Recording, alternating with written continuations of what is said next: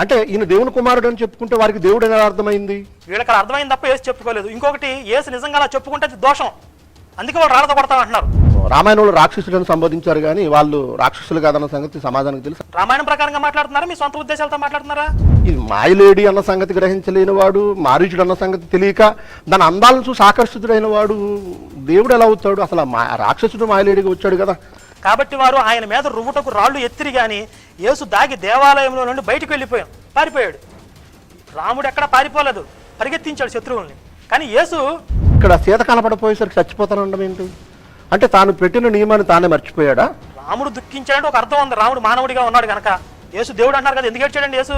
యేసు గురించి స్పష్టంగా బైబిల్ దేవుడు ఒక్క వాక్యం ఎందుకు చెప్పలేకపోయాడు అన్నది ప్రశ్న అసలు బైబిల్లో.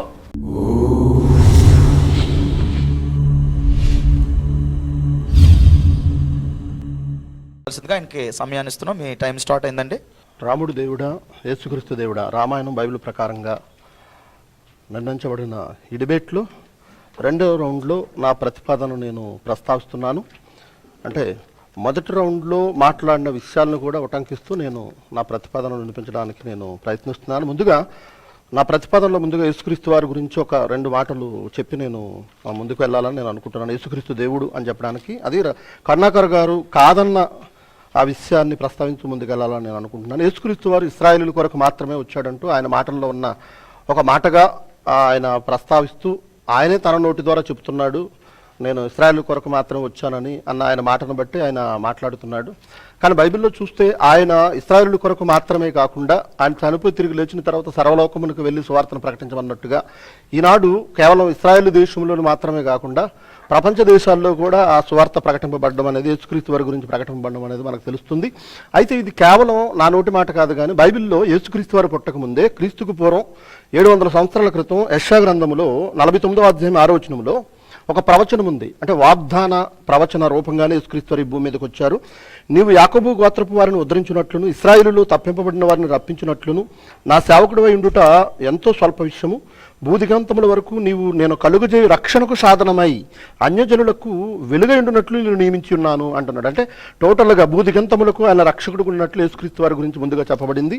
అలాగే ఆయన పుట్టిన తర్వాత లూకాసు వార్త 2వ అధ్యాయంలో దూత చెబుతున్న మాట ఏంటంటే, దావీదు పట్టణమందు నేడు రక్షకుడు పుట్టి ఉన్నాడు, ఈయన ప్రభువైన క్రీస్తు, సర్వలోకమునకు కలుగబో సువార్తమానము నేను మీకు తెలియజేయవచ్చున్నాను అన్నాడు. సర్వలోకమునకు ఇది సువార్తగా యేసుక్రీస్తు జననం గురించి చెప్పబడింది.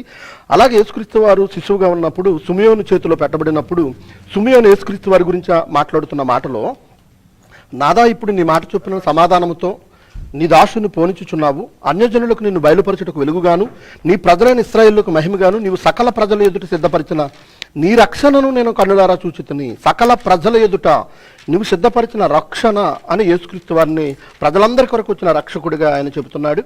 యోహాను సువార్త 4వ అధ్యాయంలో సమరయ పట్టణంలో ఉన్న ప్రజలందరూ సమరయ స్త్రీ మాటలు విని ఆయన దగ్గరకు వచ్చి ఏమంటున్నారంటే, యూదులు కానివారు సమరయులు వాళ్ళు అంటున్నారు 41వ వచనంలో, యోహాను సువార్త 4వ అధ్యాయం 41వ వచనంలో, ఆయన మాటలు వినినందున ఇంకనూ అనేకులు నమ్మి ఆ స్త్రీని చూసి ఇక మీదట నీవు చెప్పిన మాటను బట్టి గాక మా మట్టుకు మేము విని ఈయన నిజముగా లోకరక్షకుడిని తెలుసుకుని నమ్ముచున్నామని. అంటే ఇశ్రాయేలు కొరకు మాత్రమే వచ్చి ఉంటే సమరయులు ఆయన లోకరక్షకుడిగా అంగీకరించవలసిన అవసరం లేదు, కానీ ఇక్కడ సమరయులు లోకరక్షకుడిగా ఆయన ఒప్పుకుంటున్నారు. ఈరోజు నేను కూడా భారతదేశంలో ఉన్న నేను క్రైస్తవులను కూడా యేసుక్రీస్తును లోకరక్షకుడిగా, మేము భారతదేశంలో ఉన్న భారతీయుడైన నేను కూడా నాకు రక్షకుడు యేసుక్రీస్తు అని నేను నమ్ముచున్నాను రాయబడిన మాటలను బట్టి. మొదటి యోహాను పత్రిక 4వ అధ్యాయము 14వ వచనములో, తన కుమారుని లోకరక్షకుడిగా ఉండుటకు పంపి ఉండుట మేము చూసి సాక్ష్యం ఇచ్చుతామే అని శిష్యులు చెప్తున్నారు. అంటే లోకరక్షకుడిగా ఉండడానికే యేసుక్రీస్తు ఈ లోకానికి పంపబడ్డాడు అనేది స్పష్టంగా మనకు కనబడుతుంది. అంటే కర్ణకర్ గారు అన్నట్టుగా కేవలం ఇశ్రాయేలు కొరకు మాత్రమే కాదు, లోకమంతటికి రక్షకుడిగా ఉండడానికి యేసుక్రీస్తు వారు ఈ లోకానికి వచ్చాడన్న సంగతి స్పష్టంగా కనబడుతుంది. ఇకపోతే యేసుక్రీస్తు వారు దేవుని కుమారుడిగా మాత్రమే పిలువబడ్డాడు లేదా ప్రవక్తగా పిలువబడ్డాడు అని ఆయన చెబుతున్నారు. బైబిల్లో అది ఎంత మాత్రం వాస్తవం కాదు కరుణాకర్ గారు అన్నమాట. బైబిల్ ఆదికాండం నుంచి ప్రకటన గ్రంథం వరకు దేవుని కుమారుడు అని అందరినీ సంబోధించలేదు, కానీ కొంతమందిని మాత్రమే ప్రత్యేకంగా దేవుని కుమారుడు అని సంబోధించబడింది. యేసుక్రీస్తుని ముఖ్యంగా యేసుక్రీస్తు ఉన్న కాలంలో ఇశ్రాయేలు చాలా మంది ఉన్నా, బాప్తిస్మిచ్చి యోహాను ఉన్నా, పరిసయ్యులు శాస్త్రులు ఉన్నా, యేసుక్రీస్తుని మాత్రమే దేవుని కుమారుడిగా అనడములో ఇశ్రాయేలు యొక్క ముఖ్య ఉద్దేశం ఏంటంటే దేవుని కుమారుడు అంటే దేవుడు అనే అర్థం అన్నది ఇక్కడ మనకు స్పష్టంగా కనబడుతుంది. యోహాను సువార్త 10వ అధ్యాయంలో అక్కడ ఒక చక్కటి మాట యేసుక్రీస్తు వారి గురించి చెప్పబడింది. ఆయనను చంపవలనని రాళ్ళు చేత పట్టుకుని వచ్చినప్పుడు మీరెందుకు నన్ను చంపచూస్తున్నారు, మంచి పని చేశాను కదా అని ఆయన అడిగినప్పుడు యోహాను సువార్త 10వ అధ్యాయం 31లో వాళ్ళు అంటున్నారు 33వ వచనంలో, యూదులు నువ్వు మనుషుడు అయి ఉండి దేవుడిని అని చెప్పుకొనిచున్నావు కనుక దేవదూషణ చేసినందుకు నువ్వు రాళ్లతో కొట్టుదము అంటున్నారు. అంటే ఈయన దేవుని కుమారుడు అని చెప్పుకుంటే వారికి దేవుడు అనేది అర్థమైంది. అంటే ఇక్కడ దేవుని కుమారుడు అన్న ఉద్దేశంలో యూదులు ఇశ్రాయేలీలు దేవుడనే భావించారు. దానికి ప్రత్యక్ష నిదర్శనం కీర్తన గ్రంథం 82వ అధ్యాయం 1 నుంచి చివరి వచనాల్లో చూస్తే 6వ వచనంలో, మీరు దైవములనియు మీరందరూ సర్వోన్నతుని కుమారులను నేనే సెలవిచ్చి ఉన్నానని ఎవరినైతే ప్రజలకు న్యాయాధిపతిగా నియమించాడు, ఆనాడు న్యాయాధిపతులుగా ఉన్న వారిని కూడా దేవుడు అని సంబోధించాడు. ఇక్కడ యేసుక్రీస్తుని దేవుని కుమారుడిని సంబోధించడంలో ఆయన దేవుడు అని నిరూపించడానికే ఆయన దేవుని కుమారుడిగా పిలువబడ్డాడు. అందుకోసమే ఆయనను రాళ్లతో కొట్టి చంపాలని చూశారు. దాన్ని స్పష్టంగా నువ్వు దేవుడు అని చెప్పుకుంటున్నావు కనుక రాళ్లతో కొట్టుచున్నామని ఆయన గురించి మాట్లాడుతున్నారు. అలాగే యేసుక్రీస్తు వారు అంటే ఎందుకు సిలువేయబడ్డాడు అంటే దేవదూషణ చేసినందుకు, అదిగో దేవుని కుమారుడు అని చెప్పుకున్నాడు అన్న నేరాన్ని ఆయన మీద మోపారంటే దేవునితో సమానుడిగా చేసుకున్నాడు లేదా దేవుడు అని చెప్పుకున్నాడు అన్నది అక్కడ మనకు స్పష్టంగా కనబడుతుంది. అంటే కరుణాకర్ గారు అన్న మాటలు కేవలం క్రైస్తవ్యం మీద దురుద్దేశంతోనో బైబిల్ని వక్రీకరించడానికే యేసుక్రీస్తు కేవలం ఇశ్రాయేలు కొరకు మాత్రమే వచ్చాడు, ఆయన దేవుని కుమారుడిగా మాత్రమే పిలువబడ్డాడు అని ఆయన మాట్లాడుతున్నారు. కానీ ఆయనకి బైబిల్లో ఉన్న ఆంతర్యము, బైబిల్ రాయబడిన విధానము ఆయనకు తెలియదు అన్న సంగతి నా మాటల బట్టి అర్థమవుతుంది. ఇకపోతే ఈ సందర్భంగా రాముని గురించి, రామాయణ ప్రకారంగా రాముడు దేవుడా కాదా అన్న సందర్భంలో మరికొన్ని విషయాలు నేను ప్రతిపాదించదలుచుకున్నాను. ఒకసారి ఆ విషయాలన్నీ మనసు పెట్టి ఆలోచించండి. ఈ నా సొంత ఆలోచనలు కాదు. అరణ్యకాండము 43వ సర్గము 1 నుంచి 7 శ్లోకాల్లో ఇదంతా సీతను వెతికే క్రమంలో రాముని యొక్క ఆలోచన. సీతను రావణుడు అపహరించే క్రమంలో రావణుని మాట విని మారీచుడు మాయలేడి వేషం ధరించి సీతను ఆకర్షించగా సీత ఆ లేడి కావాలని అడుగుగా దానికోసం వెళ్ళడానికి సిద్ధపడతాడు రాముడు. లక్ష్మణుడు అంటున్నాడు అనుమానంతో, మారీచుడే మాయలేడి రూపంలో వచ్చి ఉంటాడని చెప్పినా వినకుండా లక్ష్మణుడు మాటలు నమ్మకుండా రాముడు ఆ లేడిని తీసుకుని రావడానికి వెళ్తాడు. ఇక్కడ మారీచుడు అనే రాక్షసుడు, అంటే రామాయణంలో రాక్షసుడని సంబోధించారు కానీ వాళ్ళు రాక్షసులు కాదన్న సంగతి సమాజానికి తెలుసు, అయినా ప్రస్తావించబడింది కనుక మారీచుడు అనే రాక్షసుడు మాయలేడి వేషం వేసుకుని వచ్చి మరి సీతను అపహరించడానికి రావణుడు వేసిన ప్లాన్ అన్న సంగతి లక్ష్మణుడు గ్రహించి చెప్పినా నమ్మకుండా వచ్చినది మాయలేడియా కాదా అని ఆలోచించకుండా దాని వెనక పరిగెట్టడానికి ప్రయత్నించిన రాముడు మరి అంటే భవిష్యత్తు లేదా ఇతరులు ఎవరో తెలియని వాడిగా ఇక్కడ దేవుడిగా చెప్పబడకుండా రాముడు కేవలం మనిషిగానే చెప్పబడుతున్నట్టుగా మనకు అర్థమవుతుంది. ఇకపోతే కరుణాకర్ గారు మాట్లాడుతూ విష్ణువు రాముడిగా అవతరించాడు అని మాట్లాడుతున్నారు.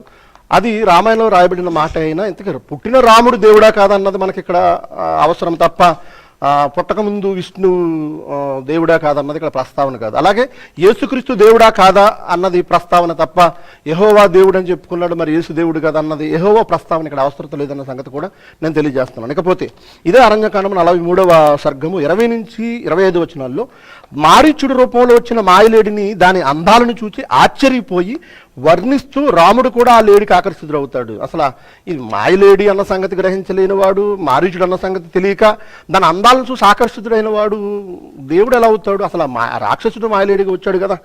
అంటే నేను నా సొంత అభిప్రాయం కాదు, రాయబడిన మాటను బట్టి ఎవరైనా చిన్న పిల్లోళ్ళైనా ఈ విషయాన్ని గ్రహించగలరు. అవును, మరి దేవుడైతే వచ్చినది మారీచుడు అన్న సంగతి తెలియాలి, లేదా ఒక రాక్షసుడు అని తెలియాలి, లేదా అది మాయలేడి అన్న సంగతి తెలియాలి. అలా కాకుండా దాని అందాలకు ఆశ్చర్యపోవడం రాముడు.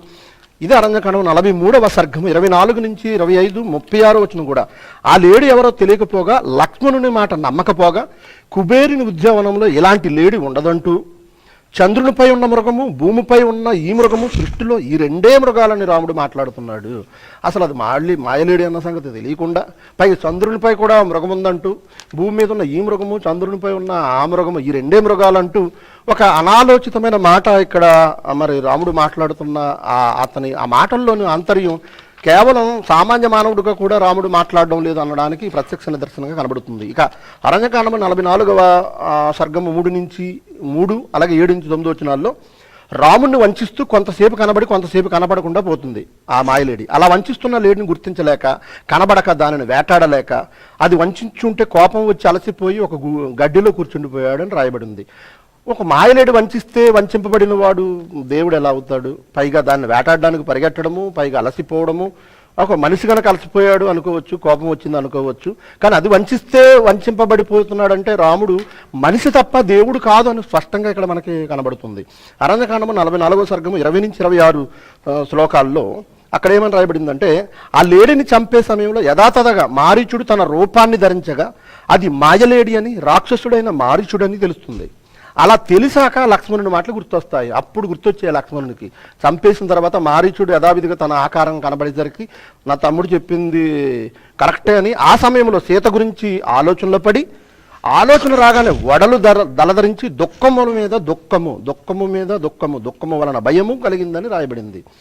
అంటే చేతులు కాలా కాకులు పట్టుకున్న రాముడులా ఇక్కడ నాకు అనిపించాడు. ఎందుకంటే అతడు రాక్షసుడి ముందు తమ్ముడు చెప్పినా వినకుండా, గ్రహించకుండా వెనకబడి అతడు చంపబడ్డ తర్వాత అతడు ఆకారాన్ని చూసి అప్పుడు కంగారపడడం, అప్పుడు ఒళ్ళంతా జలధరించడం అనేది ఇక్కడ హాస్యాస్పదంగా మనిషి కూడా ఇలా వ్యవహరించడం అన్నట్టుగా అనిపిస్తుంది. అరణ్యకాండము 57వ సర్గము 18 నుంచి 21 శ్లోకాల్లో సీత అపహరింపబడిపోయింది. సీత ఏమై ఉంటుందో అని అన్ని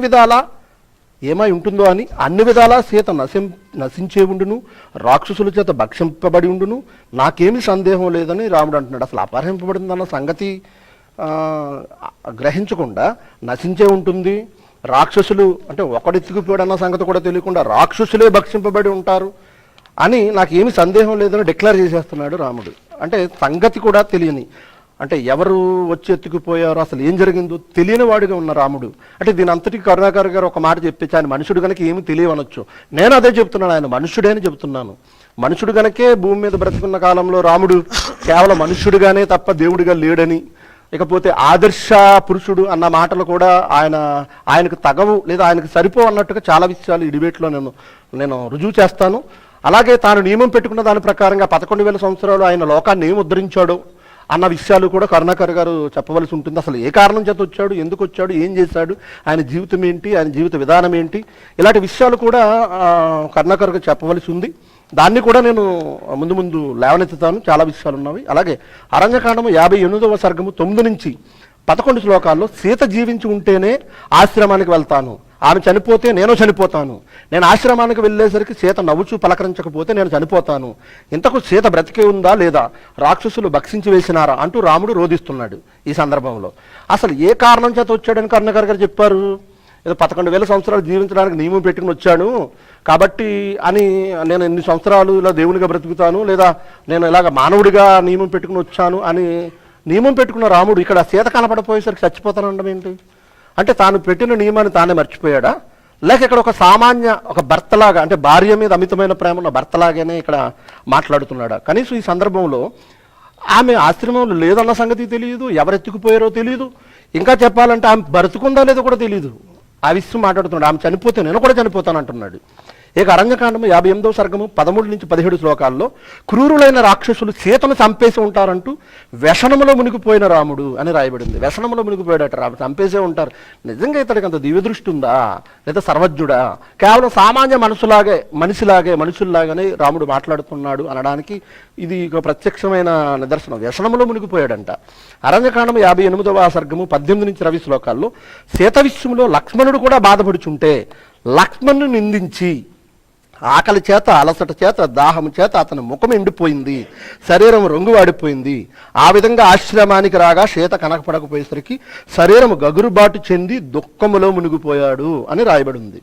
ఇక్కడ చెప్పబడిన రీతిగా కూడా ఒక మనిషి కనుక ఇదంతా జరిగిందంటే మనిషి అని ఒప్పుకోవాలని, రాముడు దేవుడు కాదనడానికి ఈ అలసట ఏంటి, దాహం చేత అతని ముఖం ఎండిపోవడం ఏంటి, అది కూడా లక్ష్మణుడు చెప్పిన వినకుండా అతన్ని నిందిస్తూ మాట్లాడుతున్న మాటలకు ఇక్కడ మనకు కనబడుతున్నాయి. అరణ్యకాండము 60వ సర్గము 8 నుంచి 11 శ్లోకాల్లో సీతను ఎవరో అపహరించి ఉందురు, లేదా చనిపోయి ఉండును, లేదా ఎవరో ఆమెను భక్షించి ఉందురు, లేదా ఆమె ఎక్కడైనా దాక్కుని ఉండను, లేదా పద్మ సరస్సునకు వెళ్ళి ఉంటుంది, లేదా నీటి కొరకే నదికి వెళ్ళి ఉంటుంది అంటూ ఎంత వెతికినా సీత కనపడకపోవటొచ్చే దుఃఖము చేత కళ్ళు ఎర్రబడగా శోకముతో పిచ్చివాని వలె అయిపోయి ఒక పర్వతం నుండి మరొక పర్వతానికి, ఒక కాలువ నుండి మరొక కాలువనకు పరిగెత్తుచు విలపించుచు శోకసంద్రములో మునిగిపోయాడు అని రాయబడింది.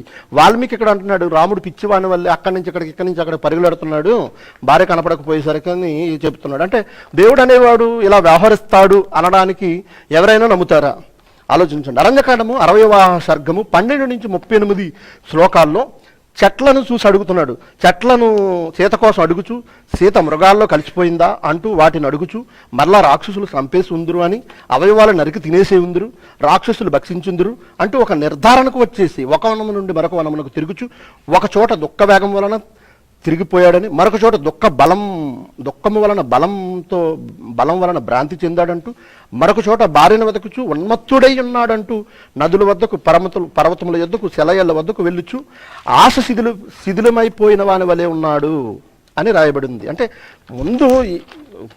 ముందు అసలు ఆ భార్య ఎత్తుకుపోబడిందా, చనిపోబడిందా, లేకపోతే భక్షింపబడిందా, ఇలాంటి సంగతులేమీ ఆలోచించుకోకుండా తనంతట తాను ఏదో నిర్ధారించేసుకుని పిచ్చివానిలా ప్రవర్తిస్తున్నట్టుగా ఇక్కడ వాల్మీకి రాముడిని వర్ణించారు. నేను అనడం సుమా, దయచేసి నన్ను క్షమించండి, నాకు అంత అక్కస అయితే లేదు. అరణ్యకాండము 61వ సర్గము 3 నుంచి 11 శ్లోకాల్లో లక్ష్మణుతో మరి అవే మాటలు మాట్లాడుతూ ఏ ప్రదేశానికి వెళ్ళిందో, ఎవరు హరించారో, ఎవరు భక్షించారో అంటూ ఆమె కనపడకపోయేసరికి గాలిలో ఆమెను ఊహించుకుని ప్రశ్నిస్తూ నిజంగా వాల్మీకి అన్నట్టుగానే ఇక్కడ ప్రవర్తిస్తున్నాడు రాముడు. కన్నీళ్లతో నిండిన కళ్ళతో సీత శోకము చేత పీడింపబడి వశము తప్పి దీనుడై ఉన్నాడంటూ, సీత నన్ను విడిచినచో నేను నా జీవితాన్నే విడిచేదనంటూ దుఃఖంలో బాధపడుచూ విలపిస్తున్నాడు. అసలు ఇతను వచ్చాడని చెప్పబడిన కరుణాకర్ గారి మాట ఏంటి, రాయబడిన మాటలు ఏంటి, రాముడు వ్యవహరిస్తున్న తీరేంటి, తాను పెట్టుకున్న నియమానికి కూడా కట్టుబడి జీవించలేని ఇంద్రియ నిగ్రహములు కూడా అదుపు చేసుకోలేని పరిస్థితుల్లో ఇక్కడ రాముడు కనబడుతున్నట్టుగా, మరి ఇలాంటి పరిస్థితుల్లో, ఇలాంటి లక్షణాలతో, ఇలాంటి స్వభావంతో, ఇలాంటి ప్రవర్తనతో ఉన్న రాముడు దేవుడు ఎలా అవుతాడో ఒక్కసారి ప్రతి ఒక్కరూ ఆలోచించాలని నేను కోరుతున్నాను. అరణ్యకాండం 61వ సర్గం 28 నుంచి 31లో సీత కనపడకపోగా రాముని శరీరం కృషించుకుపోయి విలపించుచు దుఃఖాక్రాంతుడై వ్యాకులత చెందెను, బుద్ధి సరిగా పనిచేయకుండెను, స్పృహ కూడా తప్పుచుండెను. ఈ విధముగా రాముడు దుఃఖపీడితుడై దీనుడై దీర్ఘముగా వేడిగా నిట్టూర్చి దగ్గుత్తిక కంఠముతో అయ్యో ప్రియురాలా అని అనేక పర్యాయములు అరచెను. లక్ష్మణుడు పలికిన మాటలు లెక్క చేయక సీత కనపడకపోవటచ్చే మాటి మాటికి విలపించుచుండను. నిజంగా అతను వచ్చిన కర్తవ్యం భార్య కోసం ఇంతలా విలపించడం, భార్య లేదని ఇంతలాగా, అంటే తన శక్తి సామర్థ్యాలతో భార్య ఎక్కడుందో తెలుసుకోవడం మాని, లేదా వెళ్ళడం మాని, అసలు ఎవరెత్తుకుపోయారో తెలియకుండా ఇలా దుఃఖం మీద దుఃఖపడుతూ స్పృహ తప్పిపోతూ మూర్చపోయి పడిపోతూ ఉన్న రాముడు దేవుడు అనడానికి ఎటువంటి ఆధారాలు ఇందులో కనబడుతున్నాయి? అలాగే అరణ్యకాండము 64వ సర్గము 2 నుంచి 9 వచనాల్లో లక్ష్మణుడు గోదావరి నది దగ్గరకు వెళ్ళి సీతను వెతకగా కనపడకపోతే గోదావరి నదిని అడిగితే గోదావరి నది సమాధానం ఇవ్వకపోగా ఆ విషయాన్ని రాముడికి చెబుతాడు లక్ష్మణుడు గోదావరి నదిని అడుగుతాడు, అక్కడ వెతికితే సీత కనపడదు, వచ్చి రాముడికి చెప్తాడు. లక్ష్మణుని మాటను వినక రాముడు గోదావరికి వెళ్ళి అక్కడ వెతికి గోదావరిని రాముడు కూడా సీత కోసం కూడా అడగ్గా రాముని మాట విన్న గోదావరి అసలు ఏమాత్రం ప్రత్యుత్తరం ఇవ్వలేదు. అంటే ఇక్కడ కనీసం ఇతను నిజంగా సర్వసృష్టికర్త లేదా సర్వవ్యాపకుడు సర్వశక్తిమంతుడు అయితే గోదావరిని అడిగినప్పుడన్నా గోదావరి సమాధానం ఇచ్చి ఉండాలి. అరణ్యకాండము 64వ సర్గము 17 నుంచి 23 శ్లోకాలు సీతజాడ చెప్పమని మృగములను కన్నీటితో అడుగుతాడు, జంతువులను అడుగుతున్నాడు రాముడు కన్నీటితో. మొత్తానికి మృగములు ఏవేవో సంకేతాలు ఇస్తాయి అక్కడ రాయబడిన సందర్భం. ఆ సంకేతాలు లక్ష్మణునికి అర్థమయ్యాయి తప్ప రాముడికి అర్థం కావు. లక్ష్మణుడు చెప్పగా దక్షిణ దిక్కుకు సీతను వెతకడానికి వెళ్తారు. అంటే మృగములు అడిగినప్పుడు ఆ సంకేతాలు ఇచ్చినప్పుడు గ్రహించగలగాల కదా, ఆ స్థితిలో కూడా రాముడు లేడు. లక్ష్మణునికి ఉన్న ఆ శక్తి కూడా రాముడికి లేనట్టుగా ఇక్కడ మనకు కనబడుతుంది. అలాంటప్పుడు రాముడిని దేవుడు అని మనం ఎలా కొలవగలం? అరణ్యకాండము 64వ సర్గము 29 నుంచి 34 శ్లోకాల్లో దక్షిణ దిక్కుగా సీతను వెతకడానికి వెళుతూ మార్గ మధ్యంలో పర్వతమును అడిగితే పర్వతం సమాధానం చెప్పలేదని, అప్పుడు పర్వతం మీద కోపించి పర్వతంతో నిన్ను ధ్వంసం చేయకముందే సీతను చూపించమని అంటాడు. అయినా పర్వతం చూపించదు, స్పందించదు. పర్వతం చూపకపోగా పర్వతాన్ని నాశనం చేస్తానంటూ, చెప్పకపోతే నదిని ఎండిపోజేస్తానంటూ రాముని మాటలు కనబడుతున్నాయి. పర్వతాన్ని అడిగినప్పుడన్నా పర్వతం స్పందించదు. అలా స్పందించకపోయేసరికి నేను నాశనం చేసేస్తానని, నదిని ఎండిపోజేసేస్తానని ఏదో ప్రగల్భాలు పలుకున్నట్టుగా ఇక్కడ కనబడుతుంది. కానీ రామునికి అంత సామర్థ్యం ఉన్నట్టుగా కూడా ఎవరు కనపడలేదు. అలాగే అరణ్యకాండం 64వ సర్గం 35-42 వచనాలు, సీత అడుగులను విరిగిన ధనస్సు అంబులు పొదులను అక్కడ పడి ఉన్న రథాన్ని చూడగానే రాముని హృదయం కంపించిపోయింది. సీతను రక్షించుటకు జటాయువు రావణునితో యుద్ధం చేసి రావణుని చేత కొట్టబడతాడు. జటాయువు ఈ సంగతి రామునికి తెలియక రూపం మార్చుకుని ఇద్దరు రాక్షసులు సీతను ముక్కలు ముక్కలుగా ఖండించుందురు. సీత కోసం కలహించిన ఇద్దరు రాక్షసులకు గొప్ప యుద్ధం జరిగి ఉండునేమో అని రాముడు అంటున్నాడు. అంటే సీతను రక్షించడానికి జటాయు వచ్చాడన్న సంగతి కూడా గ్రహించక అక్కడ ఉన్న పరిస్థితులను బట్టి ఇద్దరు రాక్షసులు సీత కోసం దెబ్బలాడుకున్నారు, యుద్ధం చేశారంటూ తనను తానుగా నిర్ధారించేసుకుంటున్నాడు, గ్రహించలేని వాడిగా. అసలు జటాయు అనే ఒక ఆ పక్షి ఆ రూపంలో ఉన్న ఆ జటాయువు సీతను కాపాడడానికి యుద్ధం చేశాడన్న సంగతి కూడా గ్రహించలేకపోతున్నాడు. ఇకపోతే అరణ్యకాండం 64వ సర్గం 52-75లో, అందమైన దంతములు కలిసి దోషములు లేనిదైన సీతను పూర్వమున్న రూపంలో నాకు అప్పగించినచో దేవతలతోనూ గంధర్వులతోనూ మనుషులతో కూడిన పర్వత సహితమని జగత్తునంతా తలక్రిందులు చేసేస్తాను. సీత మరణించిన అర్హింపబడిన ఆమెను దేవతలు నాకు ఇవ్వనుచో ఇప్పుడు బాణముల చేత ఈ లోకములను వ్యవస్థలను చిన్నాభిన్నము చేసేదను. సీతను నాకు అప్పగించనుచో స్థావర జంగమాత్మకమైన మూడు లోకముల రూపంలో ఉన్న జగత్తునంతా నశింపజేసేదని అంటున్నాడు. మరోపక్క సీత పాటించిన ధర్మము ఆమెను కాపాడలేకపోయిందని కూడా అంటున్నాడు. అంటే ఇలాగా తన సామర్థ్యం లేక ప్రకృతి మీద ప్రగల్భాన్ని చూపిస్తూ, అంటే అతనికి సామర్థ్యం కాని మాటలు ప్రయోగిస్తూ మాట్లాడుతున్న రాముడు దేవుడు ఎలా అవుతాడు? ఇప్పుడు దాకా నేను మాట్లాడిన ప్రతి విషయాన్ని మరి ఆయన దేవుడని నిరూపించే క్రమంలో ఎలా ఖండించి ఎలా తన విషయాలను తన ప్రస్తావనను ప్రతిపాదిస్తాడో కరుణాకర్ గారు తెలియజేయాలని నా ప్రతిపాదన ముగిస్తున్నాను. మరి హైందవ వక్త అయినటువంటి కరుణాకర్ గారు ఆయనకి ఇచ్చిన 20 నిమిషాల సమయంలో మరి ఆయన యొక్క ప్రతిపాదనను కూడా వినిపించవలసిందిగా సమయాన్ని ఆయనకు అప్పగిస్తున్నాం. ఈ రౌండ్లో విజయ్ కుమార్ గారు చెప్పిన విషయాలను చూస్తే, మొదటగా యేసు దేవుడు అని చెప్పడానికి పాత నిబంధనలోకి వెళ్ళి యెషయా గ్రంథంలో రాయబడినటువంటి కొన్ని విషయాలని ప్రస్తావించి అక్కడ యెహోవా తన సేవకుడిని అన్ని జనులకు వెలుగుగా నియమించాడు అనే కొన్ని వచనాలని కోట్ చేశారు. అసలు రామాయణం సంగతి తర్వాత ముందు బైబిల్ అన్నా క్షుణ్ణంగా చదవాలి కదండి. యెషయా గ్రంథంలో సేవకుడని రాయబడింది ఎవరి గురించి? యెషయా గ్రంథం 41వ అధ్యాయం 8వ వచనంలో నా సేవకుడైన ఇశ్రాయేలు అంటున్నాడు యెహోవా. అట్లాగే 44:21లో ఇశ్రాయేలు నీవు నాకు సేవకుడివై ఉన్నావు. ఇట్లా యెషయా గ్రంథంలో యెహోవా సేవకుడిగా పిలిచింది ఎవరిని? ఇశ్రాయేల్ సమాజాన్ని. ఇశ్రాయేల్ను ఉద్దేశించి నా సేవకుడు అనే పదం వాడాడు తప్ప యేసు గురించి కాదు. అది డైరెక్ట్గా ఒకవేళ యేసు పేరు ఉంటే చూపించండి, లేదు కనీసం బైబిల్ దేవుడు చెప్పుండాల్సింది కదా, ఇదిగో నా సేవకుడు యేసు లేదా నా కుమారుడు యేసు, ఆయన పంపిస్తాను. ఇప్పుడు రాముడు ఉన్నాడు, రాముడు త్రేతాయుగంలో రాబోతున్నాడు అని చెప్పి గౌతముడు చెప్తాడు, అనరణ్యుడు చెప్తాడు. ఇట్లా అనేక మంది రాముడు వచ్చినప్పుడు మీకు శాప విమోచనాలు అవుతాయని చెప్పి చాలా స్పష్టంగా చెప్పారు. అట్లాగే పాత నిబంధనలో యేసు వస్తున్నాడు ఒక్క ఆధారం చూపించండి. బైబిల్ దేవుడు ఎక్కడైనా స్పష్టంగా నా కుమారుడైన యేసుని లోకరక్షకుడిగా పంపిస్తున్నాను, ఇప్పుడు లోకరక్షకుడు అంటున్నారు, లోకరక్షకుడిగా పంపిస్తున్నాను ఒక్క వచనం స్పష్టంగా చెప్పినట్లు చూపించండి. ఇశ్రాయేలీల గురించి చెప్పింది, ఇంకొక ప్రవక్తల గురించి చెప్పింది, ఎవరి గురించో చెప్పింది, ఇదిగో తీసుకొచ్చి యేసుకు ముడి పెట్టేయటం. ఆ సామెతల గ్రంథంలో జ్ఞానం, నేను మాట్లాడుతున్నాను జ్ఞానం గురించి చెప్పిన అధ్యాయాన్ని తీసుకొచ్చి యేసుకు ముడి పెట్టేయటం. ఈ విషయాన్ని విజయ్ కుమార్ గారే ఒక వీడియోలో చెప్పారు. గతంలో నేను ఇది యేసు గురించి అనుకున్నాను కానీ ఇప్పుడు నేను సరి చేసుకుంటున్నాను, ఆ వీడియో నేను చూశాను, కావాలంటే ఆయన అడగొచ్చు. అంటే ఎవరెవరో గురించి చెప్పిన వచనాలని విషయాలను తీసుకొచ్చి యేసుకి ఆపాదించేసి యేసుకు ముడిపెట్టేసి మీరు తృప్తి పడటమే తప్ప యేసు గురించి స్పష్టంగా బైబిల్ దేవుడు ఒక్క వాక్యం ఎందుకు చెప్పలేకపోయాడు అన్నది ప్రశ్న అసలు బైబిల్లో. తర్వాత యేసుని ఒకవేళ యెషయా గ్రంథంలో చెప్పబడిన సేవకుడు యేసు అనుకుందాం కాసేపు విజయ్ కుమార్ గారి సంతృప్తి కొరకు. ఒకవేళ యేసు అనుకుంటే అక్కడ దేవుడిగా ఉన్నాడా సేవకుడిగా ఉన్నాడా? సేవకుడని స్పష్టంగా ఉంది కదా, సేవకుడు దేవుడు ఎలా అవుతాడండి? అంటే యేసు ఎవరు? ఒకవేళ యెషయా గ్రంథంలో చెప్పబడింది యేసే అయితే యేసు దేవుని సేవకుడు అవుతాడు, దేవుడు అవడు.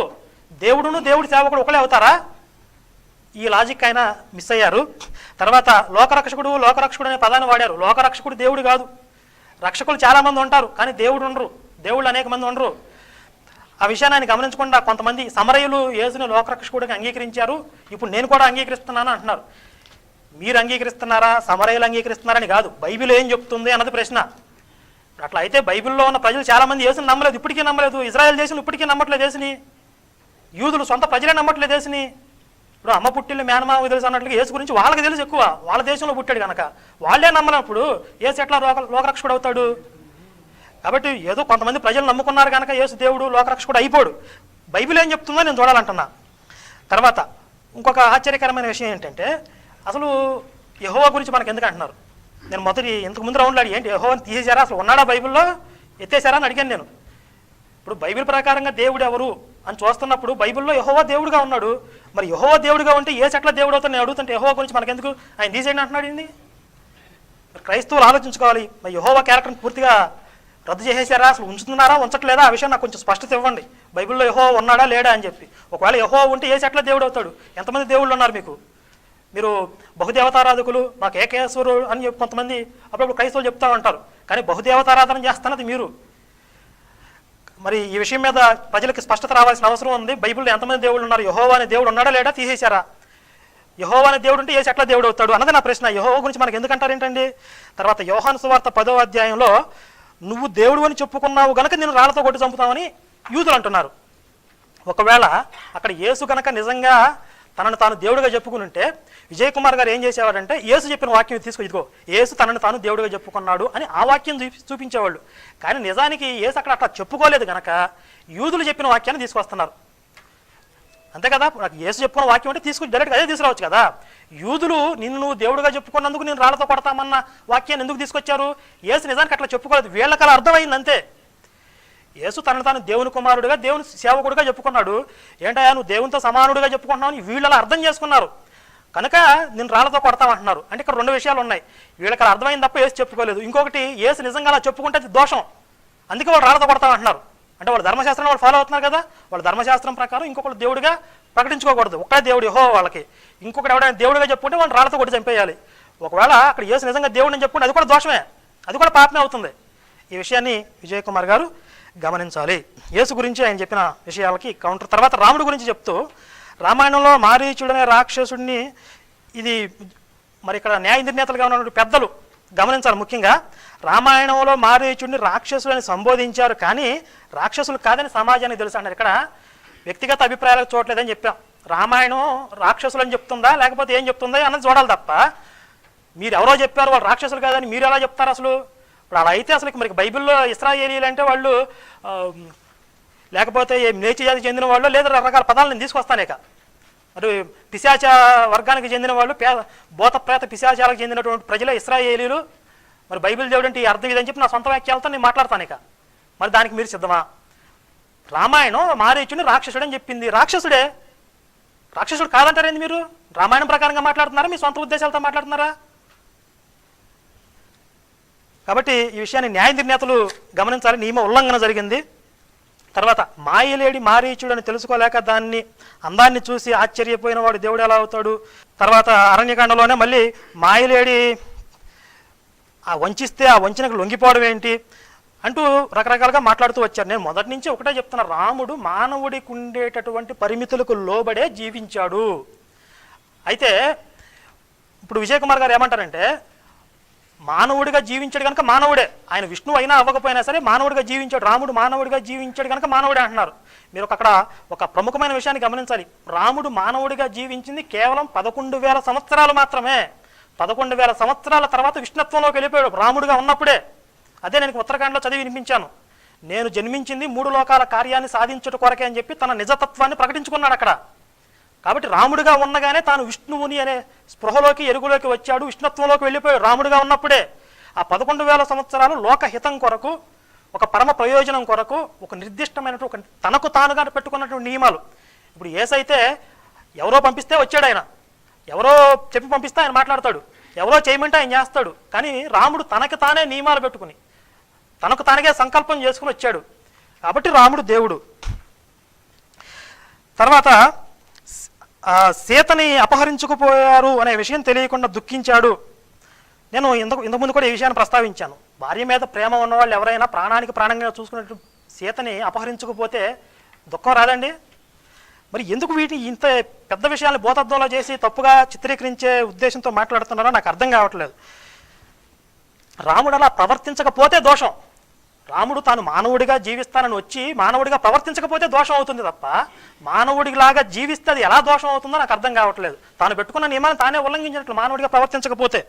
తర్వాత రాముడు సాధించింది ఏంటి, అసలు ఈ లోకానికి చేసింది ఏమిటి నేను అడుగుతానో చెప్పాలని అడగండి, నేను చెప్తా కదా, మొత్తం చెప్తాను, అడగండి, ఏం అడుగుతారు అడగండి. తర్వాత సీత నవ్వుచూ కనపడకపోయినట్టయితే మరణిస్తానంటున్నాడు. అసలు ఆయన వచ్చింది ఎందుకు, మరి సీత కోసం మరణిస్తానంటున్నాడు ఏంటి అని అంటున్నారు. సీత లంక నాశనానికి పుట్టినది అనే విషయం రామాయణంలో ప్రస్తావించబడింది. అంటే ఇది ఒక ప్రణాళిక, దైవ ప్రణాళిక. సీతను అపహరించుకుపోవడం, సీత మిషతో రాముడు లంకకి వెళ్ళడం, రావణాసురుని సంహరించడం, లోక హితాన్ని చేకూర్చడం అనేది ఒక దైవ ప్రణాళిక.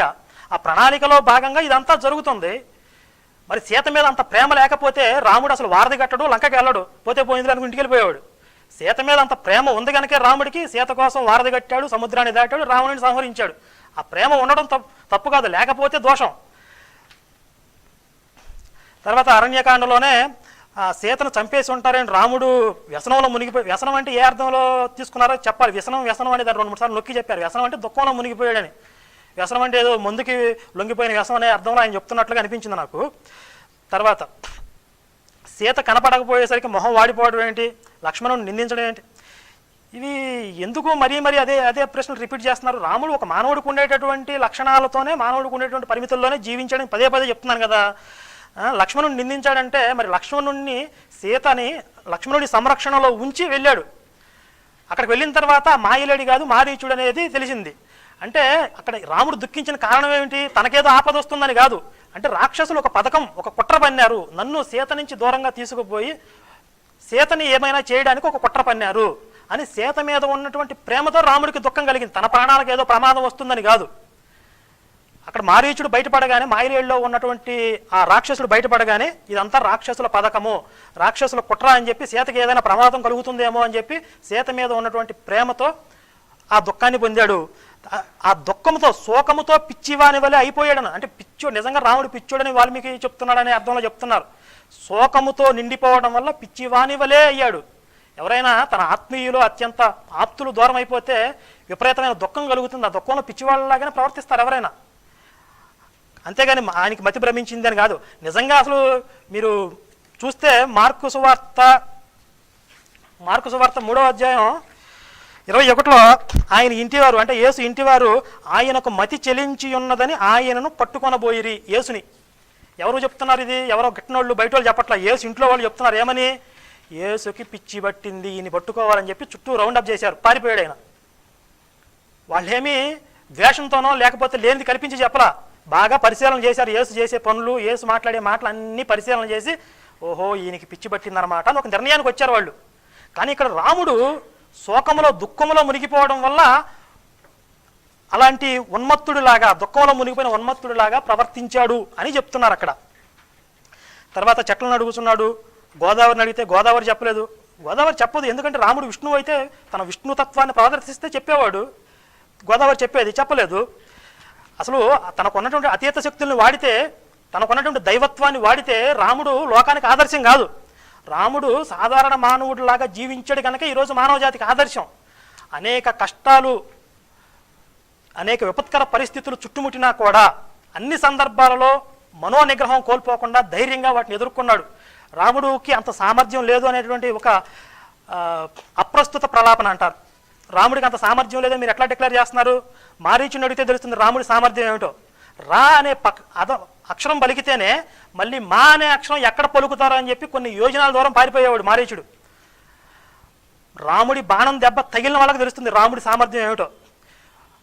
విభీషణుడు అంటాడు ఆ లంకలో ఉన్న రాక్షసులతో, రాముడిని చంపేస్తాం, లక్ష్మణుని వేసేస్తామని చెప్పి ఈ రాక్షసులు రావణుడితో చెప్తుంటే, రాముడి బాణాల దెబ్బ తగలట్లేదు కనుక, నీకు ఇంతవరకు తగలలేదు కనుక నీ ఇట్లాంటి బడాయి మాటలు చెప్పుకుంటున్నావు, నువ్వు ఒక్కసారి తగిలితే ఉంటుంది అని చెప్పి విభీషణుడు అంటాడు లంకలో రాక్షసులతో. కాబట్టి రాముడి బాణం దెబ్బ తగిలితే రాముడి సామర్థ్యం ఏమిటో తెలిసేది. తర్వాత రాముడు పర్వతాన్ని నాశనం చేస్తానని ప్రగల్భాలు పలికినట్లుగా ఉంది తప్ప రాముడికి అంత సామర్థ్యం ఉన్నట్లుగా లేదని ఆ సందర్భాన్ని చెప్పారు. నిజానికి రాముడికి ఉన్నటువంటి సామర్థ్యం ఏమిటో మనకి సుందరకాండలో హనుమ చెప్తున్నాడు. 51వ సర్గ 38, 39 శ్లోకాలలో హనుమ గొప్ప కీర్తి గల రామునకు స్థావర జంగములైన ప్రాణులతోనూ పంచమహాభూతములతోనూ కూడిన సకల లోకములను సంహరించి మళ్ళీ పూర్వమున్నట్లు సృష్టించగల సామర్థ్యం ఉన్నది. అట్టి రామునకు నేను దాసుడను, అతని దూతను, విశేషించి వానరుడను. అది రామునకు ఉన్నటువంటి సామర్థ్యం. ఈ స్థావర జంగములైన ప్రాణులతోనూ పంచమహాభూతాలతోనూ కూడినటువంటి ఈ సకల లోకాలన్నింటినీ కూడా నాశనం చేసి సంహరించేసి మళ్ళీ పూర్వం ఉన్నట్లే యథాస్థితిలో మళ్ళీ సృష్టించగల సామర్థ్యం రాముడికి ఉంది. ఎవరు చెప్తున్నారు ఇది? రాముడు చెప్పుకోవట్లా, హనుమ చెప్తున్నాడు. అట్లాంటి రాముడికి నేను దాసుణ్ణి అని హనుమ చెప్తున్నాడు అక్కడ. కాబట్టి రాముడి సామర్థ్యం ఏమిటో రామాయణం చెప్తుంది, విజయ్ కుమార్ గారు చెప్పకూడదు.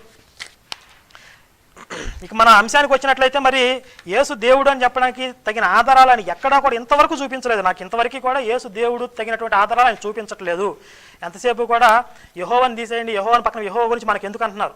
యెహోవానే బైబిల్లో దేవుడు, ఆయన పక్కకు తీసేస్తే మరి ఇక బైబిలే ఉండదు. ఆ విషయాన్ని ఆయన గమనించకుండా ఎందుకు మాట్లాడుతాను నాకు అర్థం కావట్లా.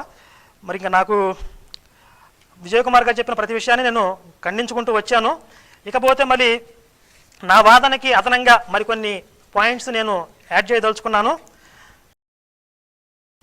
అందుట్లో రాముడు దేవుడు అని చెప్పడానికి నేను అనేక ఆధారాలు మొదటి రౌండ్లో, రెండో రౌండ్లో కూడా ఇచ్చాను. తర్వాత ఉత్తరాఖండ 76వ సర్గ 27-28 శ్లోకాల్లో అగస్త్యుడు చెప్తున్నాడు, రామ నీవు లక్ష్మీ సమేతుడు అయిన నారాయణుడవు, అంతయు నీయందే ప్రతిష్ఠితమైనది, నీవు సకల దేవతలకు ప్రభు, నీవు సనాతన పురుషుడవు. ఇది అగస్త్యుడు చెప్తున్నాడు. అట్లాగే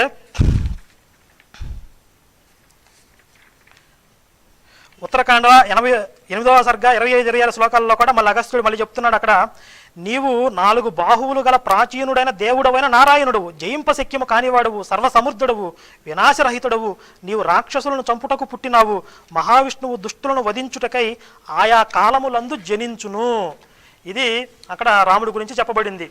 మరి విజయ్ కుమార్ గారి లాజిక్ ప్రకారం చూస్తే, అంటే రాముడు దుఃఖం కలిగింది కనుక దుఃఖించాడు కనుక దేవుడు కాదు అనే లాజిక్ ప్రకారం చూస్తే, రాముడు అలా దుఃఖం కలగడానికి, ఆయన అలా ప్రవర్తించడానికి ఆయన పెట్టుకున్న నియమాల కారణం, అవతార ప్రయోజనం కారణం.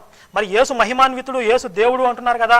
విజయ్ కుమార్ గారి లాజిక్ ప్రకారం చూస్తే యోహాను సువార్త 11వ అధ్యాయం 32-35 వచనాల్లో లాజరు చనిపోయినప్పుడు అతని సోదరి అయిన మరియ ఏడ్చుటయు, ఆమెతో కూడా వచ్చిన యూదులు ఏడ్చుటయు యేసు చూచి కలవరపడి ఆత్మలో మూలుగుచు అతనిని ఎక్కడ ఉంచిరని అడగగా, వారు ప్రభువా వచ్చి చూడమని ఆయనతో చెప్పిరి. యేసు కన్నీళ్లు విడిచెను.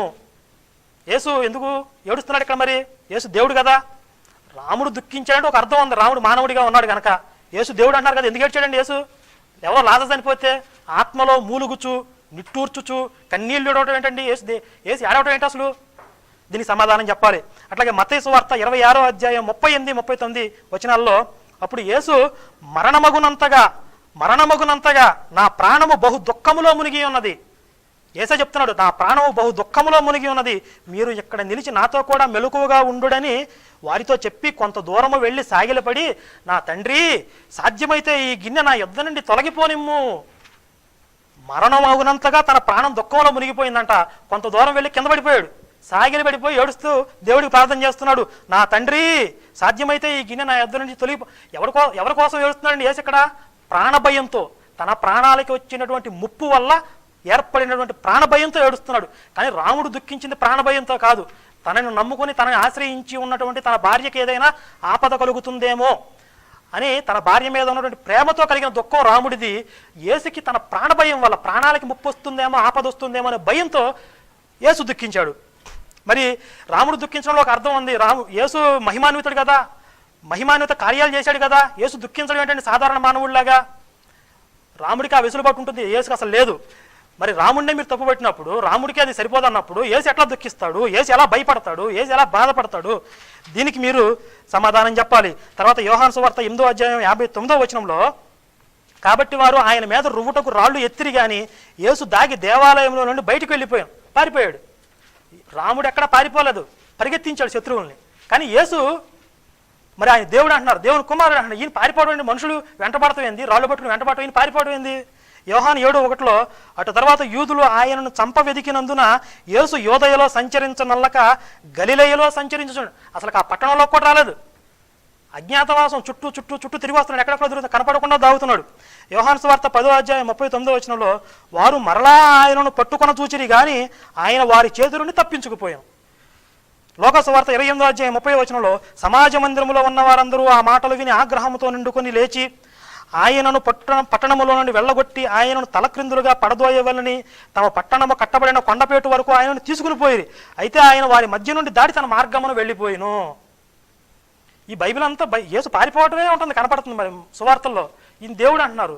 మీరు జనరల్ లాజిక్ ప్రకారం మీరు మాట్లాడుతున్నారు కాబట్టి నేను అదే లాజిక్ ప్రకారం అడుగుతున్నా. రాముడు అలా ప్రవర్తించడానికి ఆయనకు ఒక ప్రయోజనం ఉంది, ఒక అవతార ప్రయోజనం ఉంది. యేసు దేవుడు మహిమాన్వితుడు అంటున్నారు. ఈ ప్రజల దగ్గర నుంచి పారిపోవటం ఏంది, వాళ్ళు ఎంటబడటం ఏంది, తప్పించుకుని పారిపోవటం ఏంది, లాజరు చనిపోతే ఏడవటం ఏంది, ప్రాణభయంతో ఏడవటం ఏంది, పైగా రాముడు ప్రగల్భాలు పలుకుతున్నాడు అనే ఒక పదాన్ని వాడారు. ఎవరండి ప్రగల్భాలు పలికింది? ఈ యేసును చుట్టుముట్టినప్పుడు, సైనికులందరూ వచ్చి చుట్టుముట్టినప్పుడు యేసు అంటాడు, మా పేతురు కత్తి తీస్తే నువ్వు కత్తి వరలో పెట్టు, నేను ఈ సమయంలో వేడుకొనలేనని నా తండ్రి 72 సేనా సమూహాలు లేదా కొన్ని సైనిక దళాలను నా కోసం పంపించడానికి నువ్వు అనుకుంటున్నావా అంటాడు. ఇది ప్రగల్భాలంటే. నిజంగా అది నిజమైనట్లయితే యేసు శిలువ మీద నాదేవా నాదేవా అని మళ్ళీ అక్కడ దుఃఖించాల్సిన అవసరం ఏముందండి? కాబట్టి ప్రగల్భాలు పలికింది ఎవరో ఒకసారి విజయ్ కుమార్ గారు ఆలోచించుకోవాలి.